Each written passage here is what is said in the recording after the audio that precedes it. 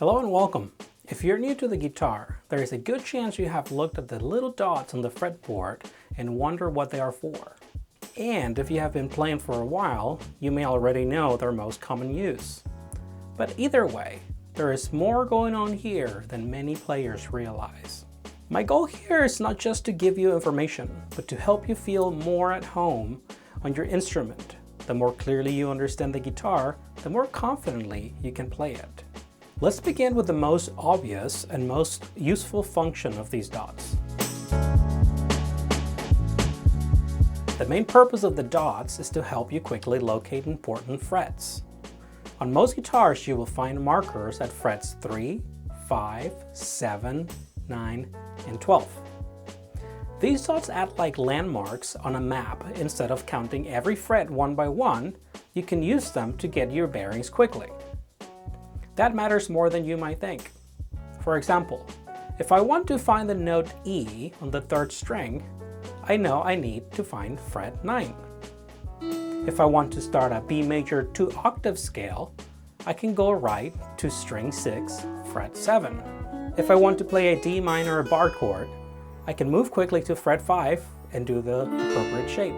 This kind of orientation saves time, but more importantly, it reduces hesitation. It helps you move with greater confidence on the neck. The guitar can feel overwhelming at first. Anything that helps you find your place more quickly is worth taking seriously. So these dots are not trivial. They are practical tools, and good players learn to use them well. Now let's talk about the dots on the side of the neck, the ones facing you as a player. These are especially helpful, and not just for navigation. They can also help protect your posture. One of the habits I want you to avoid is constantly bending your neck down to stare at the front of the fretboard. It is understandable, especially in the beginning, because you want visual reassurance. But over time, that habit can create unnecessary strain in your neck, shoulders, and upper back. If you're going to spend serious time with the guitar, posture really matters. Instead, try to sit tall or stand straight, and when you need a quick visual reference, use the side dots. They allow you to check your position without collapsing forward. Over time, you want to build a more natural relationship with the instrument. You want to rely less on staring and more on touch. That kind of physical comfort with the guitar takes time, but it is worth developing. The side dots can also help with wrist health. Some players tilt the guitar downward just so that they can see the fretboard better, but that often forces the fretting hand into an awkward angle, and the wrist ends up carrying tension it does not need to carry. Good posture is not a luxury. It is part of good technique. Now let's talk about the 12th fret, because this is where the marker system becomes especially important. Why does the 12th fret get 2 dots instead of 1? Because it marks one of the most important locations on the entire instrument. The two main points between which the string vibrates are the nut and the saddle. The point exactly halfway between those two is the 12th fret. That halfway point matters because when you press the string there, you shorten the vibrating length of the string by half. And when you cut a string in half, you get the octave interval. So if you play an open E string and then play the 12th fret on that same string, you get another E. The same note name, but an octave higher. This is also where the note pattern on the string begins to repeat. From the open string up to the 12th fret, you encounter all 12 notes. Once you pass the 12th fret, the sequence starts over again at a higher register. That is why the 12th fret is marked so clearly.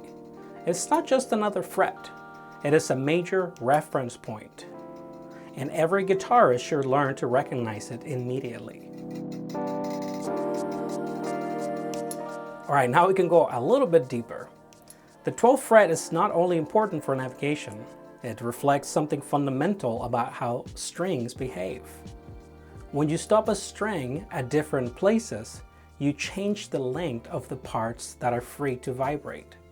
Those changes in length create specific pitch relationships, and those relationships can be described as ratios.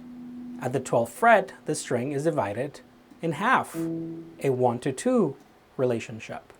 Only half the string vibrates, and that produces the octave interval. Now at the 7th fret, the vibrating length relates approximately as a 2-3 relationship, and that gives us access to the perfect fifth interval. That interval is deeply important in Western music. The perfect fifth plays a central role in harmony, especially in the relationship between tonic and dominant. You do not need to master all of the math at once, but I do want you to see that the guitar is not arbitrary. Its layout reflects real, physical relationships, and those relationships are part of why music sounds the way that it does. When you begin noticing that, the instrument starts to feel more coherent. The dots on the fretboard are not just there to look pretty. They're useful guides for technique, orientation, and musical understanding. The more attention you give to details like this, the more connected you will feel to the instrument. Guitar playing becomes easier when the neck stops feeling random. It starts feeling organized. The next time you look at the dots on your guitar, remember that they are helping you do much more than just count frets. They are guiding your hands, supporting your posture, marking important intervals, and revealing some of the deeper patterns behind musical sound. Thanks for watching. See you in the next lesson.